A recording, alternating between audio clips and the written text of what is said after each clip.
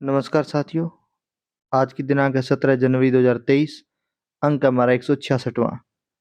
आज के दिन के राष्ट्रीय और अंतर्राष्ट्रीय घटनाक्रम पर हमारी ये क्लास रहेगी साथियों। Bank, RRB, IBPS, UPSC, PCS exam के लिए हमारी कक्षाएं रामबाण बनती है साथियों। आपको हमारी पीडीएफ हमारे टेलीग्राम चैनल से मिल जाएगी। बीच में 1 या 2 दिन हमने टेलीग्राम चैनल पर वीडियो पीडीएफ अपलोड नहीं की। उसके पीछे रीजन ये था कि व्यूज कम आ रहे थे। हमने कहा कि व्यूज बढ़ाएं, क्योंकि पीडीएफ देखने के बाद आप आते नहीं हो यहाँ पर। केन्या लोकसभा अध्यक्ष श्री ओम बिरला का दौरा हुआ है साथियों, कहाँ? केन्या में। और इसके अलावा तंजानिया में करेंगे वो।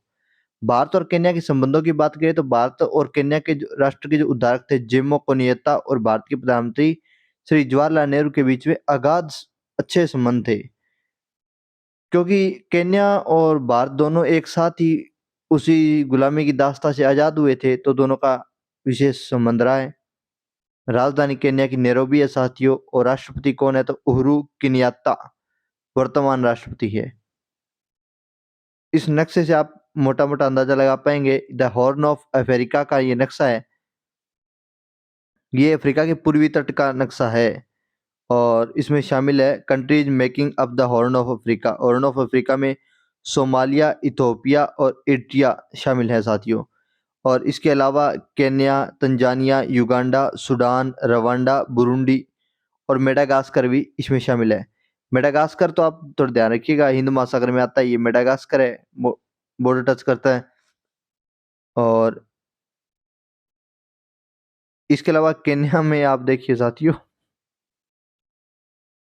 तो इसी के साथ साथियों ध्यान रखिएगा, केन्या के अन्य जो सहयोगी राष्ट्र हैं जो सीमा बनाते हैं, सोमालिया, इथोपिया, सूडान, युगांडा और तंजानिया। ठीक है। आपको यहाँ पे एक बात और ध्यान रखनी है साथियों कि सोमालिया और केन्या का विवाद भी हुआ था 2022 में, चर्चा में रहा था। इस विवाद के कारण सोमालिया वैसे चर्चा में रहता है, क्योंकि सोमालियाई डाकू बहुत चर्चा में रहते हैं हिंद महासागर में। इसलिए कई बार ये होता है कि भारत से इधर आने वाले जो जहाज होते हैं, उनको भारतीय नौसेना यहाँ फार्स की खाड़ी तक छोड़ने आती है, और फिर वो यहाँ से जाते हैं। तो मोस्टली ऐसा भी बहुत बार होता है। नेक्स्ट देखिए, वरुणावत त्रासदी साथियों। उत्तराखंड में 2003 में भूस्खलन के कारण ये त्रासदी हुई थी। 30 दिन तक लगातार भूस्खलन चालू रहा था, पत्थर गिर रहे थे, पहाड़ ढह रहा था, और ये भयावह जो स्थिति थी वो लगातार 30 दिन तक बनी रही थी। ऐसी ही भयावह स्थिति वर्तमान में कहाँ बनी हुई है साथियों? जोशीमठ उत्तराखंड में बनी हुई है। थिंक टैंक की बैठक साथियों, G20 बैठक के अंतर्गत ये बैठक होने वाली है हुई है साथियों। और कहाँ पर आयोजित की गई है? तो भोपाल में आयोजित की गई है। कहाँ पर आयोजित की गई है साथियों? तो भोपाल में ये बैठक आयोजित की गई है। मध्यस्थता कानून का पायलट प्रोजेक्ट शुरू हो गया साथियों। कहाँ शुरू हुआ है? छत्तीसगढ़ में शुरू हुआ है, और सुप्रीम कोर्ट की पहल पर यह प्रोजेक्ट शुरू हुआ है साथियों। इसके अलावा ध्यान रखिएगा, पहले भी मध्यस्थता कानून, ये जो मामला होगा वो दीवानी मामलों भी मध्यस्थता कानून है, जो जनरली क्या होता है, जैसे घरेलू मामलों में या ऐसे मामलों में मध्यस्थता करता है, ये समानता है। अंतर्राष्ट्रीय मुद्रा कोष साथियों, अध्यक्षा कौन है? क्रिस्टेलिना जॉर्जिवा है, और वाशिंगटन डीसी में इसका मुख्यालय है साथियों। राष्ट्रीय सहकारी जैविक सोसाइटी साथियों, इसका मुख्यालय कहाँ है? तो आणंद गुजरात में है। लगभग सभी जो सोसाइटी है, सहकारी सोसाइटी है, उनको जोड़ने का काम ये कर रही है।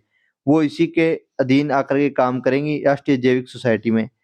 मुख्यालय कहाँ है? तो आणंद गुजरात में है। भारत में सहकार क्षेत्र में जो कार्य हुए हैं पिछले कुछ सालों में, वो देखिए साथियों।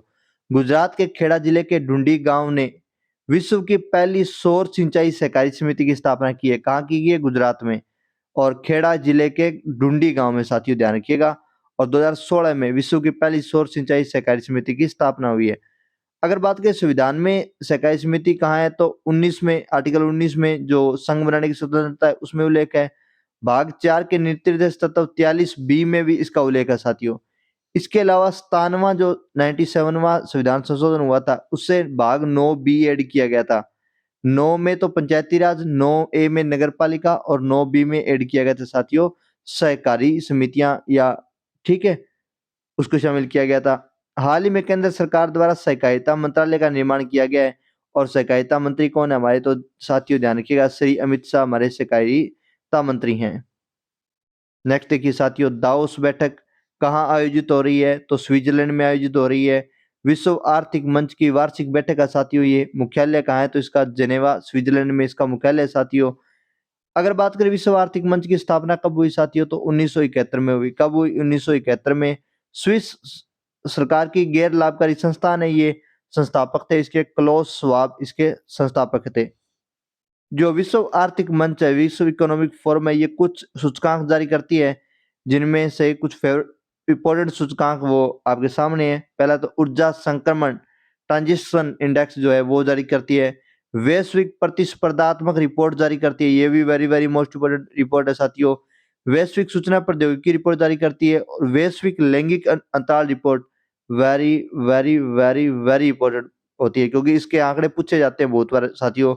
आरपीएससी जैसे पीसीएस जैसे एग्जाम में तो ये रिपोर्ट और ये रिपोर्ट तो मतलब मान के चलिए ये कन्फर्म, दो रिपोर्ट्स तो आपको पता होनी ही चाहिए। और विश्व लैंगिक अंतराल रिपोर्ट 2006 में जारी हुई थी साथियों, और 2022 में भारत की रैंकिंग 135 आई थी इसमें। तो फिलहाल भारत का स्कोर बुरा ही चल रहा है, दिनों दिन गिर ही रहा है। 2020 में 112वां स्कोर था, पहले 108वां था, तो गिर ही रहा है दिनों दिन। वैश्विक जोखिम रिपोर्ट साथियों और वैश्विक यात्रा और पैटर्न रिपोर्ट भी ये जारी करता है।